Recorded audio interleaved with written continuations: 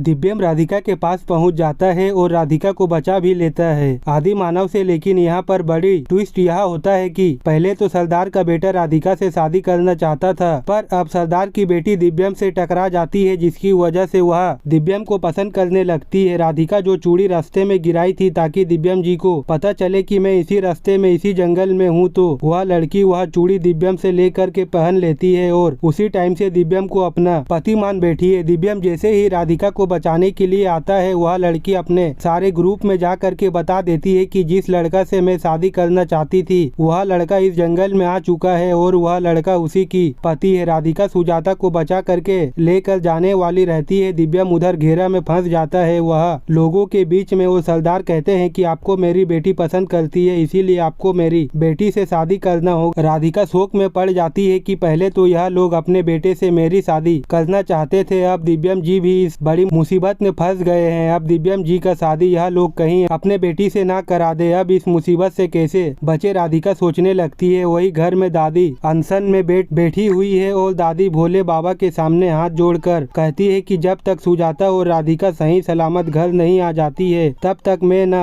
जल ग्रहण करूंगी और ना खाना खाऊंगी। पुलिस वाले घर पर आ जाते हैं और वह बताते हैं कि आगे तो जंगल में आदिवासी लोग रहते हैं, अगर वह लोग के चक्कर में पड़ गए तो बहुत ज्यादा मुश्किल हो जाएगा। घर में सारे लोग डर गए। इधर दिव्यम की शादी सरदार की बेटी से करने के लिए सोच रहे हैं। आप सभी को क्या लगता है, राधिका इस मुसीबत से निकल पाएगी? भोले बाबा राधिका का मदद करेंगे? आगे देखना काफी मजेदार होगा कि क्या राधिका और दिव्यम और सुजाता आदि मानव से बच करके भाग सकेंगे। राधिका को खोजते खोजते दिव्यम पहुंचा आदि मानवों के गुट में। जी हाँ दोस्तों, आप सभी के फेवरेट सीरियल मन अति सुंदर में जब राधिका और सुजाता को आदि मानव लोग बंधक बनाकर राधिका से आदि मानव के सरदार के बेटे से शादी कराने लगते हैं, तभी राधिका बहुत ज्यादा गुस्सा हो जाती है और वह सोचने लगती है कि कुछ भी करके हमें यहाँ से जल्दी जल्दी बाहर निकलना होगा और माझी को भी निकालना होगा, नहीं तो यहाँ पर अनर्थ हो जाने वाला है। तभी दिव्यम राधिका को खोजते खोजते वहाँ पर पहुँच जाता है, क्योंकि दिव्यम को रास्ते में राधिका का चूड़ी और कंगन मिलता रहता है, जिससे दिव्यम को यह समझ में आ जाता है कि लगता है राधिका किसी मुसीबत में है और मुझे बुलाने की कोशिश कर रही है, इसीलिए शायद वह अपने हाथ के कंगन को फेंकती हुई गई है ताकि मुझे उसके पास तक पहुंचने में कोई परेशानी ना हो। लेकिन जैसे ही वहां पर दिव्यम पहुंचता है, वह देखता है कि राधिका का शादी हो रहा होता है और यह सब देखने के बाद दिव्यम की आंखें फटी की फटी रह जाती है और वह सोचने लगता है कि अगर मैं सही टाइम पर नहीं आया होता तो यहाँ पर इतना बड़ा अनर्थ हो जाता और यह लोग मेरी राधिका को मेरे से दूर कर देते